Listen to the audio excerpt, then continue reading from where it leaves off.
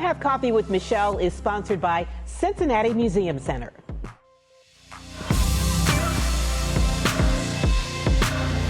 It is time to come have coffee with yet another inspiring leader in our community. Debbie Hayes, the president and CEO of the Christ Hospital Health Network. Debbie's story is one of hard work and determination. And over coffee, we get into her journey that took her from the bedside to the boardroom, the lessons she's learned along the way. So grab your cup of coffee and join us as we get to know Debbie Hayes. A stroll on the rooftop of Christ Hospital on a breezy, beautiful morning with the president and CEO. No matter how high she rises, Debbie Hayes will never forget where she came from. So I grew up in what's called Dillonvale, but if you say Deer Park, people recognize where that is. St. Xavier's? St. Xavier's, right.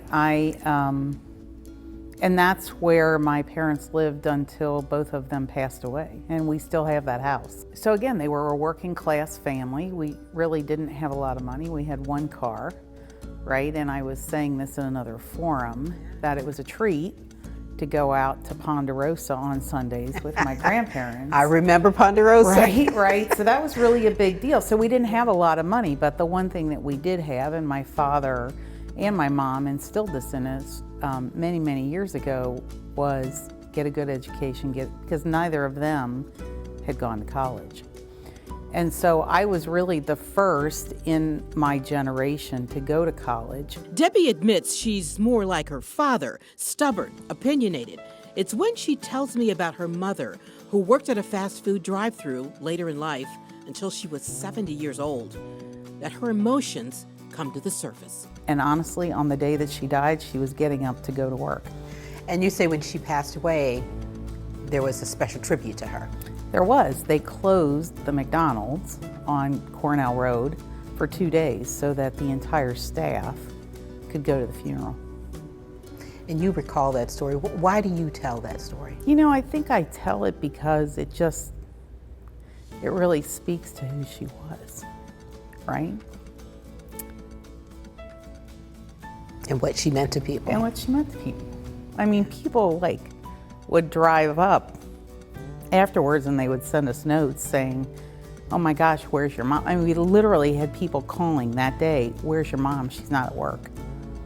Because every day they'd go through the drive-thru and they knew her. Let's get to your career journey, Deb. Tell me, you started out as a nurse, right? I did. I actually started here as a student nurse aide. That was 37 years ago. In 2020, Debbie was named the leader of Christ Hospital's integrated healthcare system, serving communities across Ohio, Indiana, and Kentucky.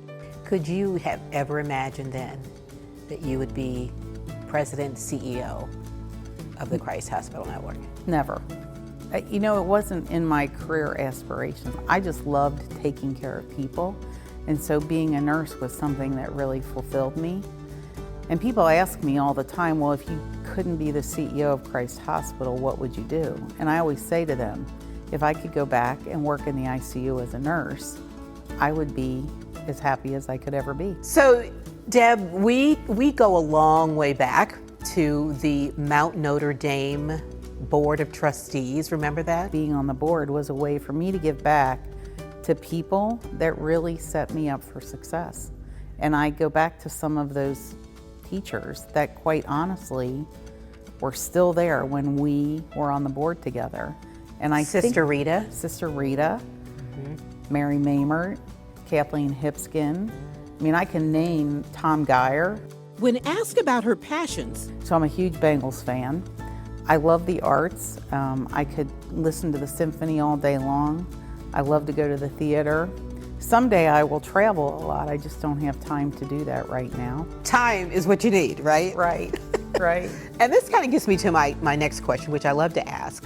Where would we find you on any given Saturday at 10 a.m.?